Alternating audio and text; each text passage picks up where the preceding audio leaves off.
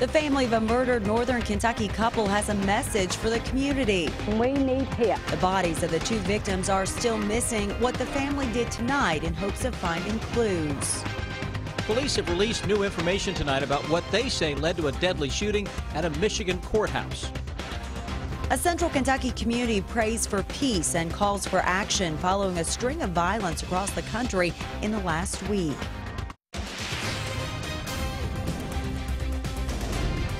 This is WKYT News at 11. Good evening to you. After a weekend break from the storms, a few of them returned to parts of southern Kentucky today. And it looks like the rest of us could see storms possibly tomorrow. We begin tonight with Chief Meteorologist Chris Bailey and your no-wait weather forecast. Yeah, guys, shocker, shocker. The storms are back in the bluegrass states. Scattered stuff coming up over the next few days. Defender Radar Network tracking some of that action from south to north a little earlier. Had one lone shower make it all the way into northern Madison County before fizzling out. Some additional spotty stuff into the western part of the state.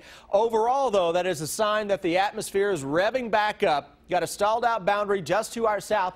Look at all the juice underneath that. You see the clouds, you see some showers and some thunderstorms, even into parts of the Ozarks getting a little action right now. Whatever is to our south with that moisture lifting in as we go into later tonight and certainly for the day tomorrow. Hour by hour future radar suggests we try to blow up one little thunderstorm southern Kentucky. Then look what happens tomorrow morning. Notice how we start to see showers and thunderstorms between 7 a.m. and noon beginning to increase from west to east. Thunderstorms taking center stage again. Hour by hour forecast, guys, hot off the presses. We'll share it with you at 11:13. A northern Kentucky couple disappeared without a trace, but police say they know that couple was murdered, even though they have not found the bodies. And tonight, the victims' family members are asking for your help. Robert Jones and Crystal Warner haven't been seen since last Sunday. The suspect in the case, Craig Pennington, pled not guilty to murder today. Tonight, family members searched around the Washington County cabin where the couple was last seen. Officer Don shot this video from Sky First showing the search area. Garrett Weimer has our top story at 11. Family and friends gathered on Texas Road, searching the property Bobby Jones and Crystal Warner rented to the man now charged with killing them. I just wanted to come back and just see if there was anything that was missed or if we could find something. You know, there's always a chance. On foot and on four-wheelers, they've scoured fields, woods, barns, everywhere around here they can. But family members say they're not getting much information from investigators, and the dozen or so family and friends just haven't had any luck searching by themselves. We need help. The mother and the kids, the Bobbies, need closures, and they need the bodies to get that closure. Family members say they're doing what they can, but they're limited because they don't have a lot of help or a lot of equipment. They say they will need help searching certain spots and ponds in the area. We need dogs, we need people, divers, whatever it takes. The man evidently has done something with these bodies and they're not going to be on the surface. But they won't quit. They say they'll look as long as it takes. Keep us in your prayers. That's the main thing, you know, and ask God to just help us to find them and continue praying. In Washington County, Garrett Weimer, WKYT. Family members say this is the first day they've been allowed on the property to search. The suspect, Craig Pennington, is being held on a $2 million bond. A stretch of southbound Interstate 75 has been closed in Grant County because of a crash. The Grant County Sheriff's Office posted this picture on Facebook showing the traffic backup. Deputies say that some medical helicopters were called to the scene about 9:30 tonight. They have not said what led to the crash. The southbound I-75 lanes are closed between exits 156 and 154 in Williamstown. Tonight we have some new information about a deadly shooting at a Michigan courthouse. Investigators say that 2 court officers and the gunman are dead. It happened this afternoon in St. Joseph. As Terry Okita tells us, police now say the gunman was an inmate who had been brought to the courthouse for a hearing. Two bailiffs working at the St. Joseph Courthouse were shot and killed Monday afternoon, and a sheriff's deputy wounded after an inmate somehow grabbed one of the officers' guns and opened fire outside a courtroom on the building's 3rd floor. A court officer then killed the inmate as employees and the public ran for cover. They went for shelter once the shooting occurred, and other brave officers were able to come to their rescue and take the shooter down. The sheriff says a fight took place between the inmate and 2 officers in a corridor as he was being moved from a holding cell to the courtroom. The inmate took the gun and shot the 3 officers as he tried to escape. Dozens of Michigan State police officers, Berrien County Sheriff's deputies, and SWAT team members armed with assault rifles responded. Authorities put the courthouse on lockdown for a time as they secured the area. St. Joseph is a small town along Lake Michigan, located near the Indiana border with a population of about 8,000. The community is tight-knit. Our hearts are torn apart. They were our friends. They were my colleagues. I have known them for over 30 years. So it's a sad day. The sheriff says a bystander was injured in the shooting and transported to the hospital. The county courthouse will be closed on Tuesday. Terry Okita, CBS News. Police say the gunman Larry Gordon was at the courthouse for a hearing on multiple felony charges. The sheriff said the authorities had no warning signs that he would be violent. Police say the injured deputy is expected to recover, but there's no word on that injured bystander's condition. Thousands of people gathering at Dallas City Hall tonight for a vigil honoring the 5 police officers killed in a shooting last week. Funerals for those officers begin this week. CBS News has learned the suspected attacker, Micah Johnson, had hundreds of rounds of ammunition attached to his body, indicating he meant to kill more people. Police killed him with a bomb-carrying robot. Tonight, some people in Lawrenceburg gathered to pray for the police officers killed in the Dallas shooting and the 2 black men shot and killed by white police officers in Louisiana and Minnesota. Those at the vigil also prayed for peace, but as Monique Blair tells us, the service also had a few tense moments because of some unexpected fireworks. It's a story that's new at 11. Jesus, you came to heal the brokenhearted, and today hearts are broken. Shooting deaths in 3 separate states left many people with broken hearts last week. Now those people are doing what they can to heal. Good to see you. How was your trip? It was a lot of fun. Good. As members of Apex Ministries stood on the courthouse steps, they prayed for law enforcement families, and for unification. And to honor you is to love each other as ourselves. Father, our world has done the complete opposite and has become divided. I'm here begging you to unify your people, Father. To the hearts that are hurting, I ask that you will bless them with your compassion. The pastors who put together this prayer vigil told me one of the main objectives was to show the community that by actually coming forward is one of the first steps in making a difference. Whether you're black, white, red, brown, whatever, it's just like the old song, red and yellow, black and white, we're precious in His sight. So, you know, we're all of the human race. While the prayer vigil was going on, 2 loud bangs were heard. Police say they were caused by fireworks. This video was taken as 2 officers who were at the vigil ran to check it out. 2 men were charged with disorderly conduct. The sheriff's office tells me although fireworks are legal in Lawrenceburg, a prayer vigil was not an appropriate place to set them off because it could have induced panic. In Anderson County, Monique Blair, WKYT. Now, if you go to the WKYT Facebook page, we have more video showing police running after one of those disorderly conduct suspects and stopping him. New tonight, the Whitley County Sheriff's Office says a crash led them to 2 burglary suspects. It happened early this morning on US 25 near Town and Country Motors. Deputies say they found a van stuck in a ditch after the crash and a truck stopped nearby. They say they also saw 49-year-old Ronald Richardson and 54-year-old Donald Phillips with the van. Inside the van, deputies say they found tools that had been stolen from Town and Country Motors, and they say the truck had been stolen from the car lot as well. Deputies arrested Richardson and Phillips and charged them with burglary and theft.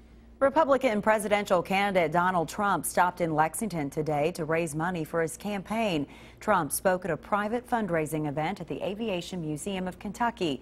We were there as Trump's plane landed at Bluegrass Airport.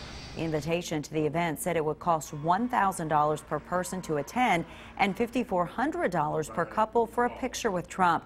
Trump's visit did draw some protesters, and during a news conference this afternoon, 6th District congressional candidate Nancy Jo Kemper, a Democrat, said she was against what she called Trump's hateful rhetoric. As for Trump's opponent, Democratic presidential candidate Hillary Clinton, she's scheduled to appear with former rival Bernie Sanders at a campaign event in New Hampshire tomorrow. Sanders is expected to endorse her during that event. Family and friends paying their final respects today to a Lexington firefighter who died of cancer. But they say his legacy will be in 9 minutes. And then the numbers are in. Park leaders have announced how many people showed up on the first 5 days the Ark encounter was open. Hour-by-hour forecast with Chief Meteorologist Chris Bailey. Putting the wraps on another decent temperature day overall across central and eastern Kentucky. Highs low to upper 80s, middle of July. That's not bad, my friends. Look outside right now. 70s, and it is getting to feel a little on the muggy side. That is because we have tropical juice lifting northward out of the Gulf of Mexico, Tennessee Valley, and that's going to give us some thunderstorms over the next few days. We've been firing up a few of those across southern Kentucky so far today. Right now, dealing with a little bit of shower action from E-Town into the western part of the state. And as we go through the next several hours, anyone is fair game for a little rumble of thunder trying to pop late tonight, especially as we go into the beginning of the day tomorrow, when showers and thunderstorms will increase a little bit with that flow coming off the deep south. Cold front to our west. That front arrives in here as we go into Thursday. That can mean some big-time thunderstorms out ahead of that later Thursday, and then it kind of puts the brakes on. We'll show you what that means in a moment. Tomorrow, though, low and mid-80s for many of us, with a threat for some thunderstorms at any time. No, it's not going to rain all day where you live, but when it does, some heavy downpours will be a good possibility. Hour-by-hour forecast for folks who are out for the overnight. We're going to see those showers and thunderstorms around beginning to pop early tomorrow morning. Then look what happens. Scattered thunderstorms as the day wears on. Any storm that goes up tomorrow can be proficient rain producers. We've had a lot of rain over the past few weeks. We'll see how that adds up over the next few days. Heading out tomorrow evening, it's tropical, it's muggy, threat for a thunderstorm. How about your Wednesday? It's tropical, it's muggy, threat for a thunderstorm. We go into Monday or Wednesday night into Thursday. Now we start to get this cold front into town. Waking up to low 70s as the day wears on, showers and thunderstorms will become likely a little more widespread. Then that same front kind of puts the brakes on around here later Thursday into Friday and through the upcoming weekend. So a stalled out front. Ample moisture on either side of that boundary, cool air to the north, hot air to the south. Guess what that likely means?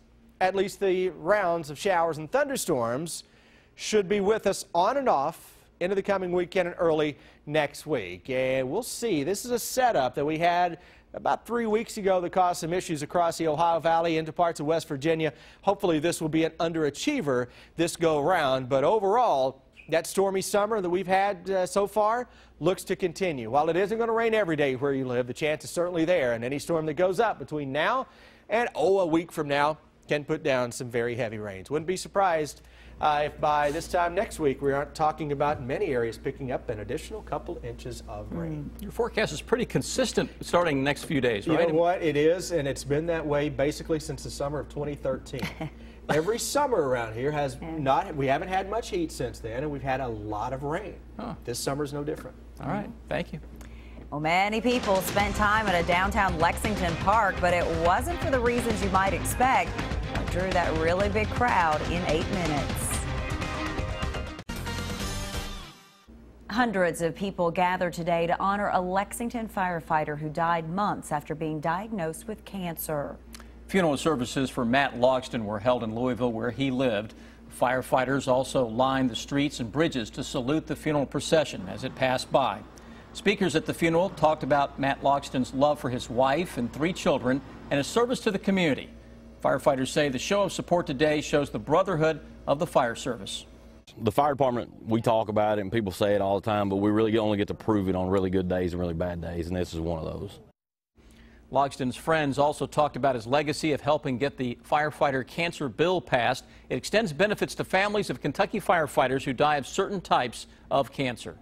We have some new information tonight about an Elizabethtown police officer injured during a traffic stop. Police say Officer Ron Caffey continues to recover at a Louisville hospital from a serious brain injury. They say Saturday night he was investigating reports of ATVs driving recklessly on a road. Police say he soon stopped one ATV rider who then tried to drive away. The fellow took off and drug him a distance and eventually pitched him free. Now that caused him to fly forward and hit the ground. Police say they eventually arrested the ATV rider, Alex Dow. They've charged him with assault and fleeing police. We have an update tonight on a woman injured during a burglary at her home. Jessica Spangler's husband, Brian, told us tonight that she has been released from the hospital and is now back home. Early Saturday morning, Brian Spangler says a man broke into the couple's home on Sandersville Road, and he soon confronted that person at gunpoint outside. But moments later, police say a second man drove around in a stolen SUV and hit Jessica. Both men then drove off and have not been found. New tonight, a Lexington woman and her companies have been ordered to pay the government more than $4 million in a civil judgment for a grand fraud case. Investigators say Vesta Brew and her medical device companies made false statements that allowed them to receive millions of dollars in federal grants from the National Institutes of Health. They say Brew spent some of the grant money on personal expenses, including plastic surgery, jewelry, and home renovations. Thousands of people have already toured the new Ark Encounter Park in Grant County in its first few days. The park features a replica of Noah's Ark and officially opened on Thursday. Park leaders say in the first 5 days, the park attracted more than 27,000 people. The group behind the park, Answers in Genesis, predicts up to 2 million people will visit the park in its first year. Well, chances are you have probably heard about it in the last few days. Pokemon fever is sweeping across the country, including right here in the Bluegrass. Pokemon Go is a virtual reality game played on your smartphone. Players visit parks, landmarks, and other locations as part of the game. Around 9 tonight, we saw dozens of people at Triangle Park in downtown Lexington playing the games on their phones. I mean, it is pretty incredible. This is the talk of our newsroom almost anywhere you go. So. And it got them outside. There you go. Yeah. Moving around. Fresh air. The All-Star game coming up tomorrow night, Rob. And they had the home run derby tonight. The Reds' Adam Duvall taking part in a game the Cats always think they can win. But so do the Commodores. That was a topic down at the SEC meetings. Sports is next.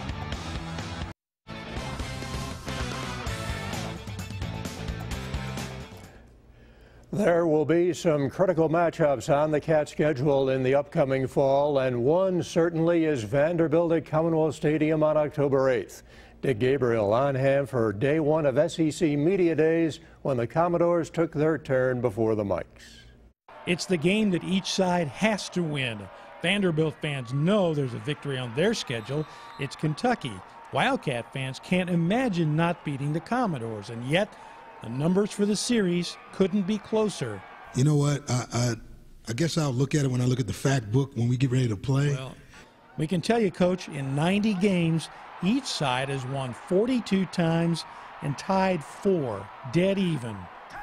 I actually didn't know about the statistics on that. Yeah, it was always a blast going to Lexington, playing against those Kentucky Wildcats. The coach, even with a pass to look ahead because, well, this is media day, wouldn't take the bait. You know, I mean, both fan bases are right. You know, they want to win, we want to win.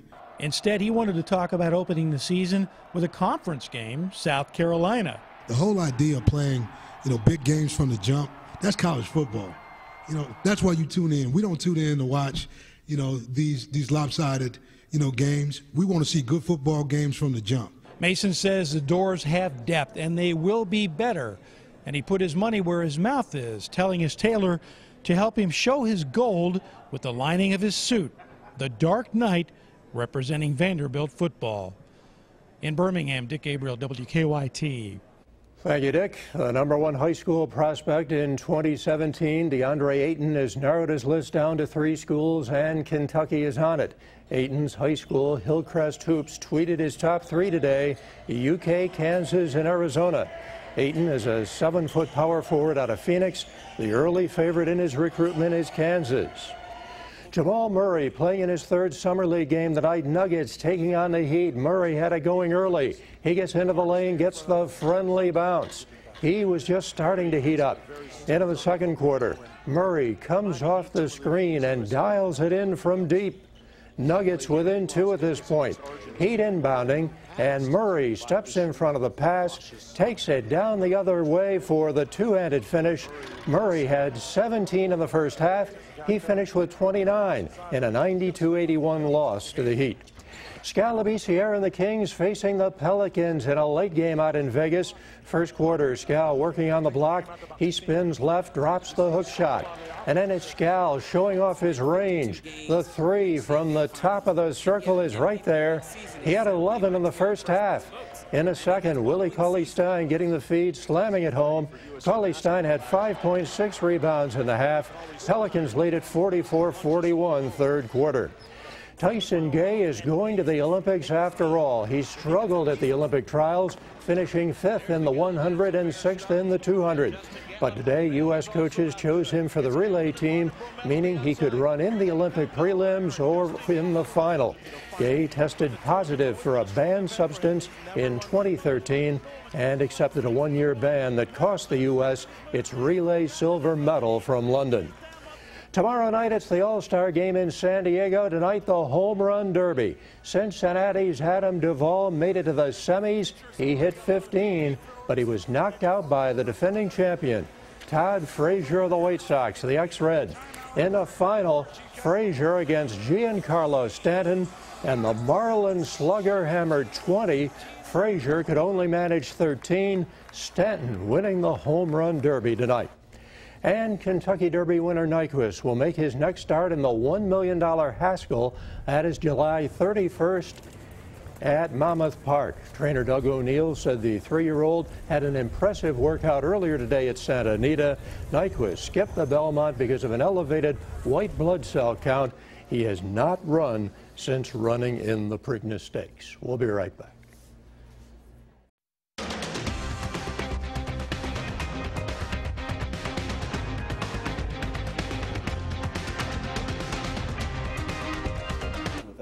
The Late Show with Stephen Colbert is less than a minute away here on WKYT. Tonight's guests include Bryan Cranston and Blink 182.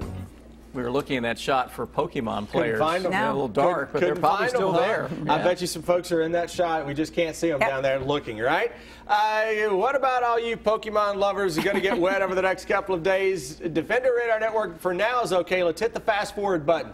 Watch the timeline, and through early tomorrow morning, notice how some showers and some thunderstorms start to build in. That's a sign of things to come. Put something over your phone if you're going out. Yeah, that's right. See you tomorrow. Have a good night.